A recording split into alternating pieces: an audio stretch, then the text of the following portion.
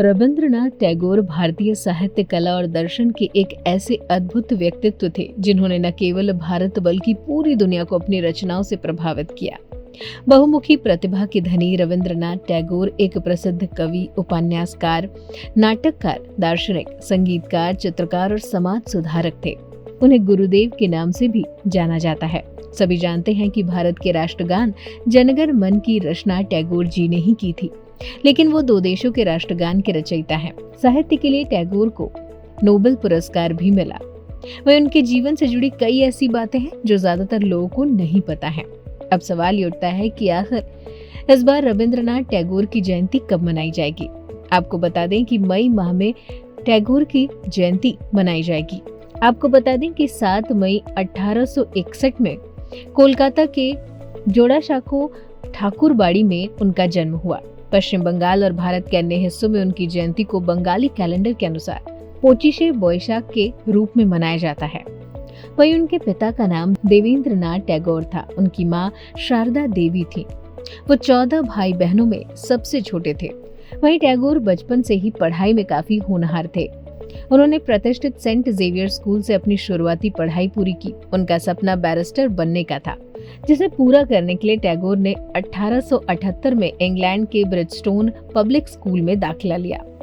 London college विश्वविद्यालय से कानून की पढ़ाई की, लेकिन 1880 में बिना डिग्री लिए ही भारत वापस आ गए। बचपन से ही उन्हें कविताएं और कहानियां लिखने का बड़ा ही शौक था। जब वो महज 8 साल के थे तब उन्होंने अपनी पहली कविता लिखी थी। वहीं 16 साल की उम्र में टैगोर की पहली लघु कथा प्रकाशित हुई। जब वो पढ़ाई करके भारत वापस आए तो उन्होंने फिर से लिखना शुरू किया। वहीं टैगोर ने 1901 में पश्चिम बंगाल के ग्रामीण क्षेत्र में शांति निकेतन स्थित एक प्रायोगिक विद्यालय की स्थापना की। इस विद्यालय में पारंपरिक और आधुनिक शिक्षा का समन्वय किया गया। 1921 में ये विद्यालय विश्व भारती विश्वविद्यालय बन गया। अब बात करते हैं उनकी प्रमुख रचनाओं की। तो उनके प्रमुख काव्य संग्रह में गीतांजलि, सोनार तोरी, मानसी, बालका शामिल है। उन्होंने गोरा, घोरे बायरे, चोखेर बाली आदि उपन्यास लिखे। टैगोर के कहानी संग्रह में कहानी और गल्प गुच्छ प्रमुख हैं। वहीं डाकघर राजा और रक्तकोरबी प्रमुख नाटक संग्रह हैं। इसके अलावा टैगोर ने लगभग 2230 रविंद्र संगीत की भी रचना की थी। जहां एक ओर भारत के राष्ट्रगान जनगण मन के रचयिता हैं, तो वहीं बांग्लादेश के भी राष्ट्रगान आमार सोनार बांग्ला की भी रचना उन्होंने ही की थी।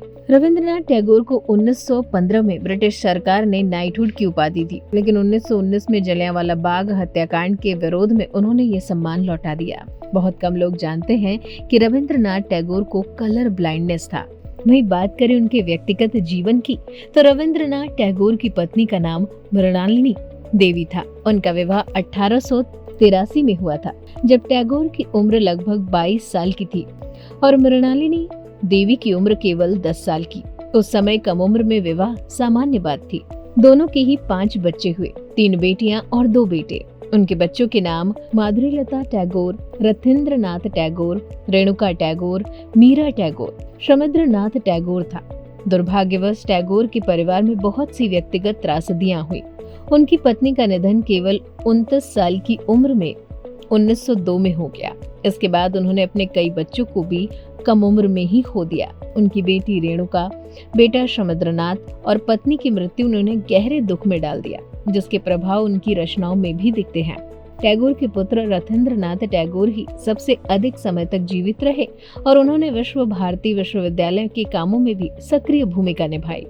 फिलहाल इस वीडियो में इतना ही। वीडियो को लाइक और शेयर करें, साथ ही चैनल को सब्सक्राइब करना ना भूलें।